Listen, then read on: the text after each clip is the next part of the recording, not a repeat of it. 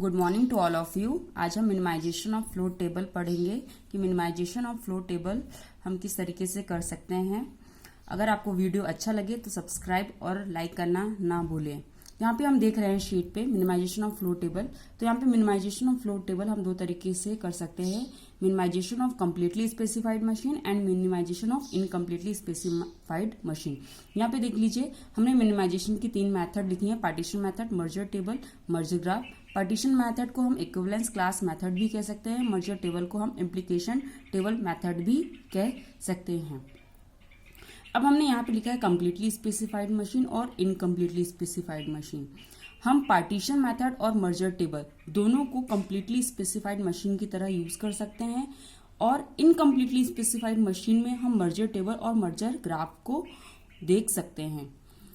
अब हम यहाँ पे एग्जाम्पल देखेंगे पार्टीशन मेथड का कि पार्टीशन मेथड को हम किस तरीके से सॉल्व कर सकते हैं। इस वीडियो में हमने पार्टीशन मेथड का एक एग्जाम्पल लिया है और उसको हम सॉल्व करेंगे कि पार्टीशन मेथड क्या होती है। पार्टीशन मेथड को हम एक एग्जाम्पल के थ्रू सॉल्व करेंगे कि पार्टीशन मेथड हम किस तरीके से देख सकते हैं। इसकी हम स्टेप बाय स्टेप प्रोसीजर देखेंगे।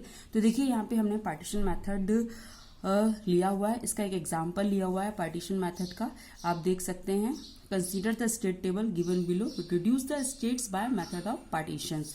यहाँ पे हमें स्टेट्स रिड्यूस करना है। तो देखिए, हमने एक स्टेट टेबल ली हुई है। स्टेट टेबल में हमें पता है प्रेजेंट स्टेट, नेक्स्ट स्टेट और आउटपुट शो होता है। यहाँ पे x=0 और x=1 की कंडीशन दी हुई है। जब भी हम पार्टीशन मेथड की बात करेंगे तो फर्स्ट स्टेप होगा कि हमें इक्विवेलेंट स्टेट्स चेक करनी है, और इक्विवेलेंट स्टेट का मीनिंग होता है कि हमारा इनपुट कंडीशन में आउटपुट सेम हो। तो हम ए स्टेट पे देखेंगे कि हमारा आउटपुट 0 है और सी x=0 इनपुट में और x=1 इनपुट में आउटपुट हमारा 0 है।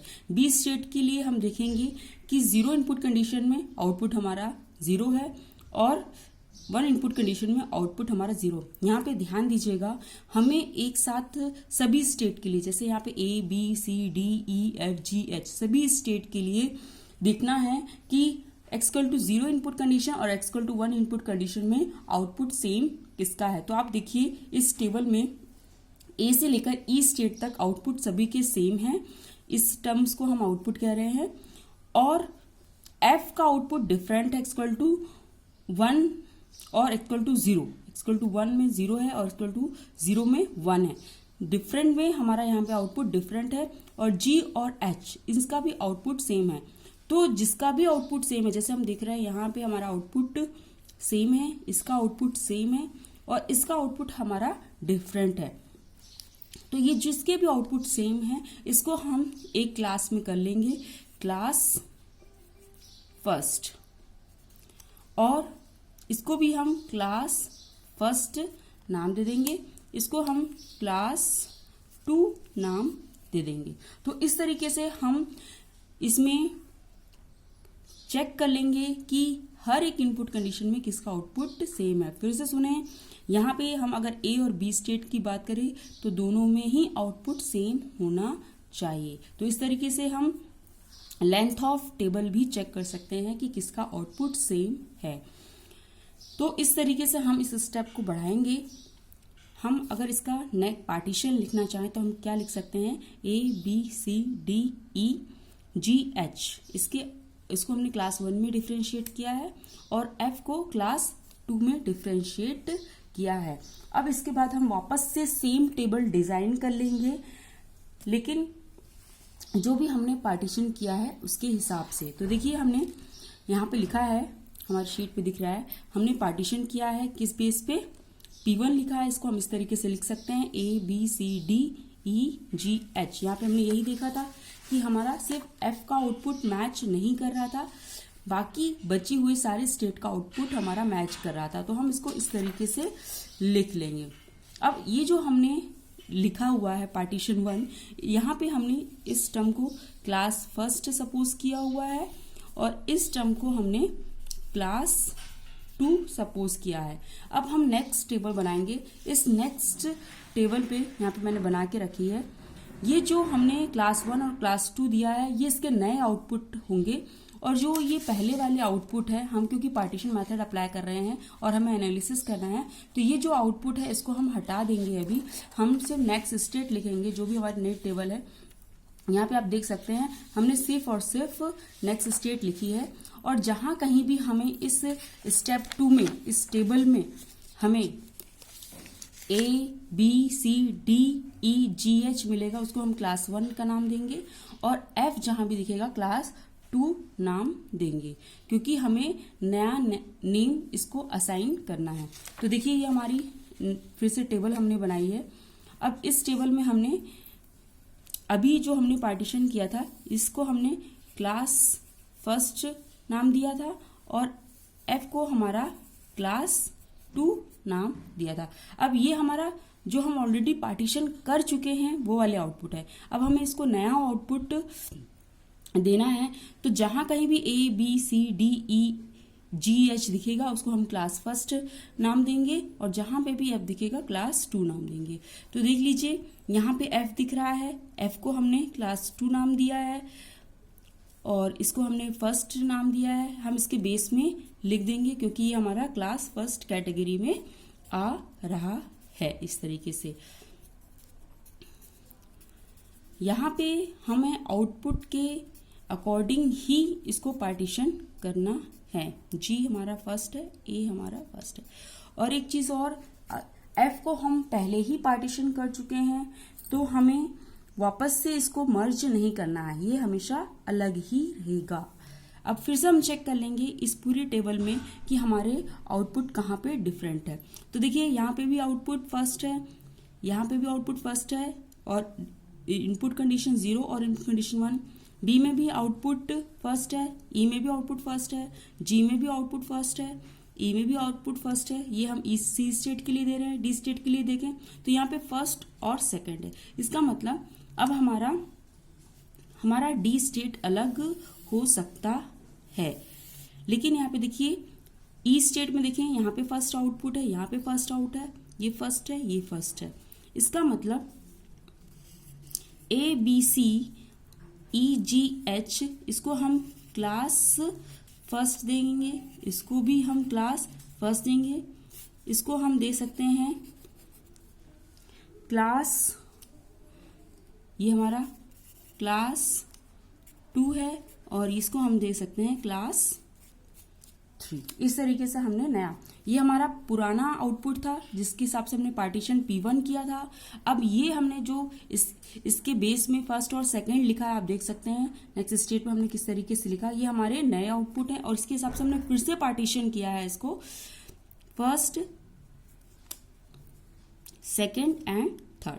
तो यहाँ पे पार्टीशन मेथड में ऐसा ही हमें स्टेप बाय स्टेप हर एक स्टेट में सेम प्रोसीजर करना है, कि जो भी हम इसको क्लास 1 क्लास 2 दे रहे हैं वो एज अ आउटपुट बिहेव करेंगे, उसको हम सब नेक्स्ट स्टेट के बेस में लिख देंगे। फिर वापस से हम चेक करेंगे कि अब हमारा नया आउटपुट क्या है, उसके हिसाब से हमने फिर से क्लास फर्स्ट, क्लास 2 और क्लास 3 यहाँ पे बता दिया है।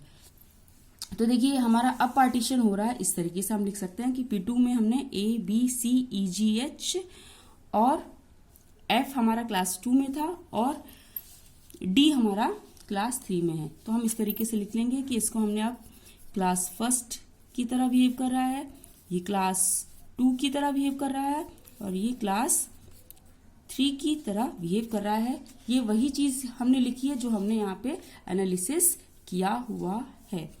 अब इसके बाद हम पार्टीशन P2 के अकॉर्डिंग नया टेबल बनाएंगे।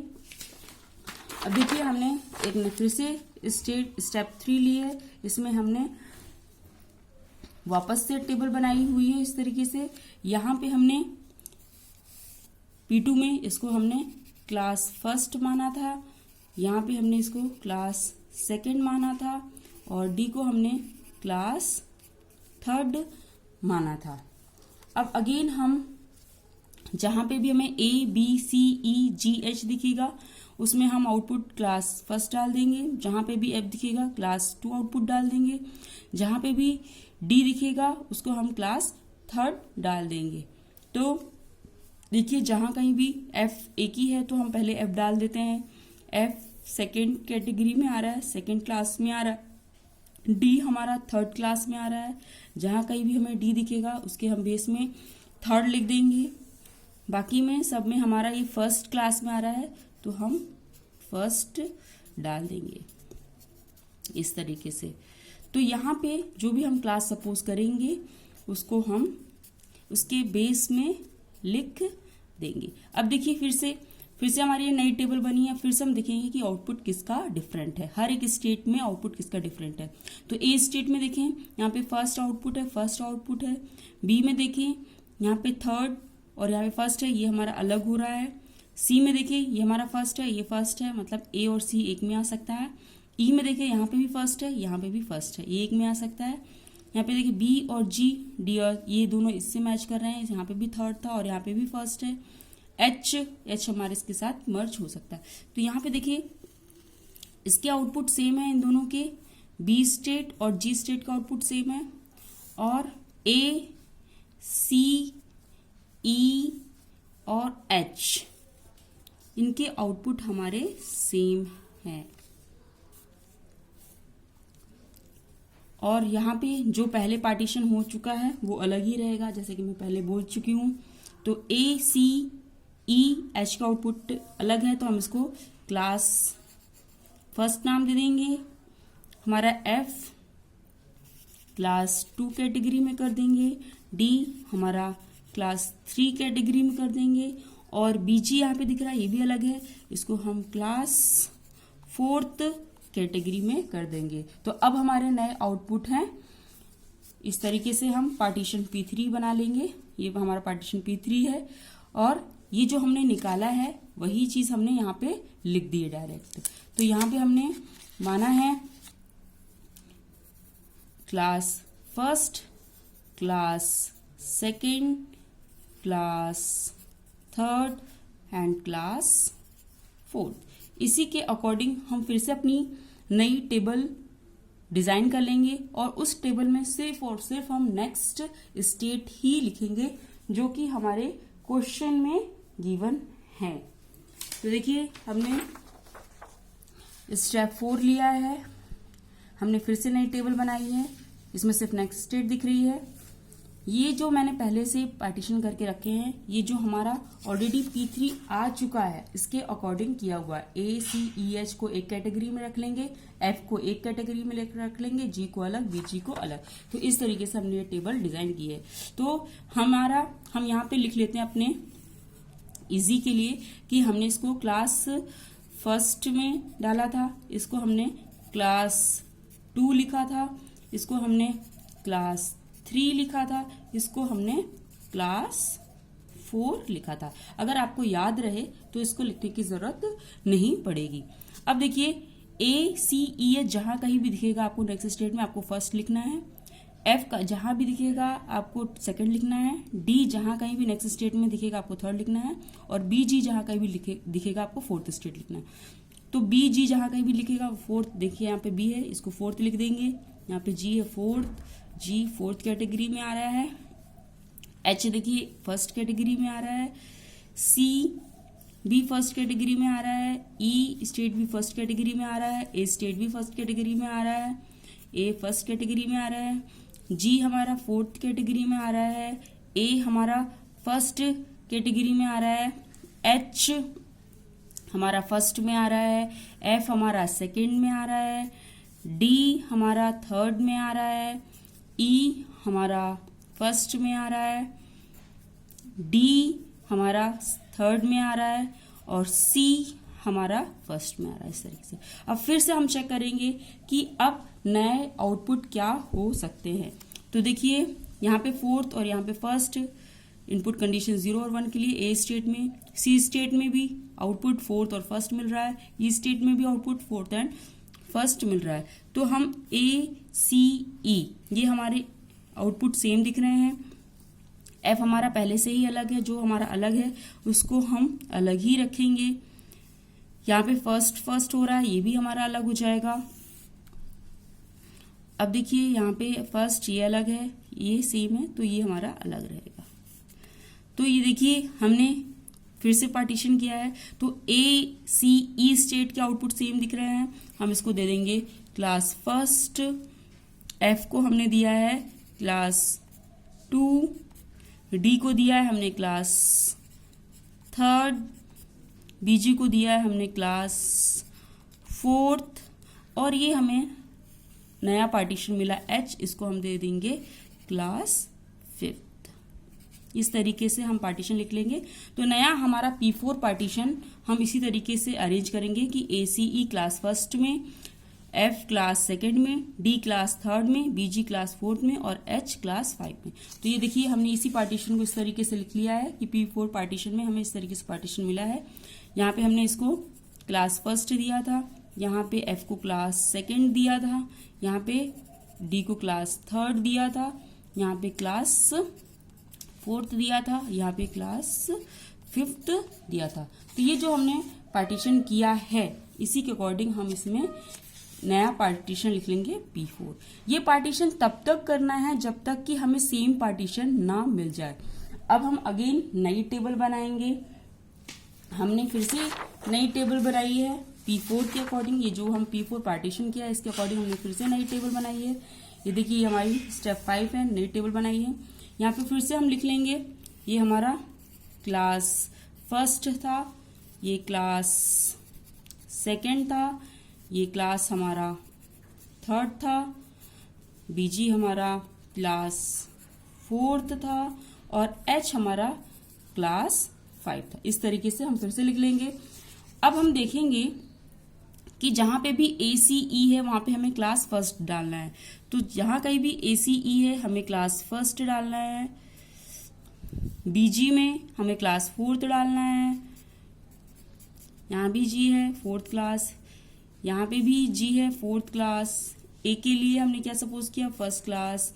H हमारा 5th क्लास में है, F हमारा सेकेंड क्लास में है, D हमारा थर्ड क्लास में है, हम इसको इस तरीके से बेस में लिख देंगे। E और C हमारा फर्स्ट क्लास में है, H हमारा 5th में है और A हमारा फर्स्ट। अब हम फिर से चेक कर लेंगे हमारे आउटपुट्स को। तो देखिए ये 4th फर्स्ट ये सेम ही दिख रहा है। ये 4th फर्स्ट जो पहले से हमारा पार्टीशन हो चुका है वो अलग ही रहेगा, भले ही आउटपुट मैच करे। यहाँ पे 5th और सेकेंड है, यहाँ पे 3rd फर्स्ट है, यहाँ पे 3rd फर्स्ट है। अब हम देख रहे हैं हमें कुछ भी नया पार्टीशन नहीं मिल रहा है, तो इसको हम मान लेते हैं क्लास फर्स्ट।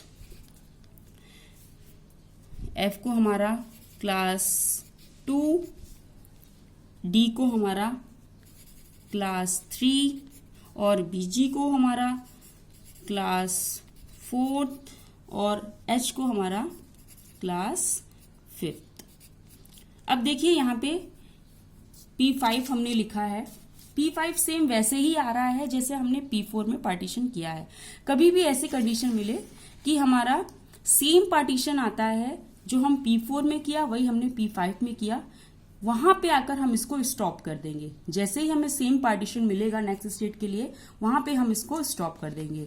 अब हम इसका नया टेबल डिजाइन करेंगे, स्टैंडर्ड टेबल डिजाइन करेंगे। तो इसके लिए ये जो हमने P5 पार्टीशन किया है, इन सबको एक स्टैंडर्ड वैल्यू हम सपोज कर लेंगे एक नई टेबल डिजाइन करने के लिए। तो इस तरीके से हमने यहाँ पे देखिए, हमने यहाँ पे नई वैल्यू असाइन करी है सभी के लिए। जैसे हमने अभी P5 पार्टीशन किया था, यहाँ पे देखिए हमने P5 पार्टीशन किया था और इस P5 पार्टीशन को हमने एक स्टैंडर्ड वैल्यू सपोज करी है। जैसे हमारा यहाँ पे देखिए ACE दिख रहा था, उसको हमने अल्फा सपोज किया। इसका मतलब ACE जहां भी नेक्स्ट स्टेट में दिखेगा वहां पे हम अल्फा वैल्यू पुट करेंगे, जहां कहीं भी हमें BG दिखेगा वहां हम बीटा वैल्यू पुट करेंगे, जहां कहीं भी हमें D दिखेगा वहां पे हम गामा वैल्यू पुट करेंगे, जहां कहीं भी F दिखेगा वहां पे हम थीटा वैल्यू पुट करेंगे, जहां कहीं भी हमें नेक्स्ट स्टेट में H दिखेगा वहां पे हम नीटा पुट करेंगे। इस तरीके से हम स्टैंडर्ड टेबल बना लेंगे। यहाँ पे हमने अल्फाबेटिकली इसको अरेंज कर दिया है ABDFH।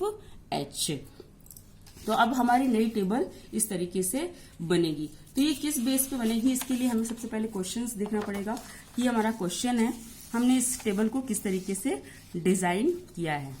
देखिए हमने यहाँ पे ACE को अल्फा माना था, तो इसमें हमें ACE दिख रहा है, तो ACE में से कोई भी हम एक स्टेट ले लेते हैं। तो यहाँ पे हम A स्टेट ले रहे हैं।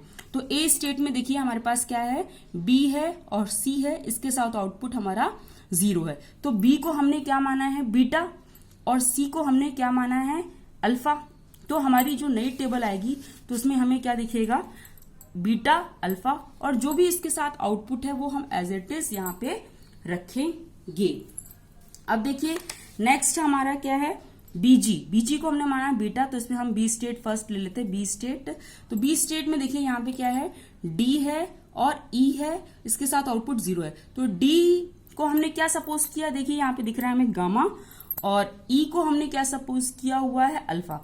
तो हम यहाँ पे गामा और अल्फा रख देंगे, आउटपुट हमारे 0 है। जो भी आउटपुट होगा जो हम क्वेश्चन में ले रहे हैं वही आउटपुट हम इसमें रखेंगे। अब देखिए हमारे साथ नेक्स्ट है हमारा गामा। गामा हमने किसको सपोज किया, डी। अब डी के साथ हमारे पास नेक्स्ट स्टेट है एच एंड एफ। एच और एफ को हमने क्या सपोज किया हुआ है, एच हमारा है नीटा और एफ हमारा है थीटा। तो नीटा और थीटा देखिए हमारी गामा स्टेट में नीटा और थीटा आ जाएगा, और आउटपुट जो भी होगा वो सेम रहेगा। इसी तरीके से हम इस टेबल को डिजाइन कर लेंगे। ये जितनी भी टर्म यहाँ पे हमने सपोज करी है उसको हम एक एज अ प्रेजेंट स्टेट लिखेंगे, और सारी स्टेट्स हम लिख लेंगे इस तरीके से, अल्फा, बीटा, गामा, थीटा। और इसके साथ जो भी हमने इसमें जैसे एसी में फर्स्ट स्टेट ले लेंगे, इसमें हम बी स्टेट ले लेंगे, डी, एफ, एच, ये सारे स्टेट ले लेंगे, और इन सब की नेक्स्ट स्टेट का क्या चीज है ये हम अपने क्वेश्चन से ले लेंगे। इसके साथ जो आउटपुट है वो भी हम अपने क्वेश्चन से ही लेंगे, और इन सब वैल्यू को हम इसमें रख देंगे। अब देखिए हमारे पास एच है, एच को हमने क्या सपोज किया हुआ है, नीटा। तो एच हमारा नीटा है, तो नीटा के साथ एच और ए है, तो एच को हमने क्या सपोज किया हुआ है, नीटा। तो नीटा और ए किस कैटेगरी में आ रहा है हमारा, अल्फा।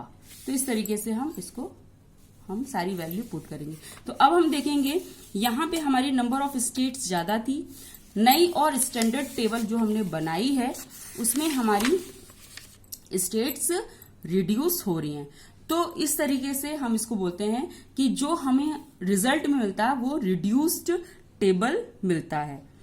तो अगर आपको वीडियो अच्छा लगा हो तो लाइक, सब्सक्राइब और शेयर करना ना भूलें। Thank you.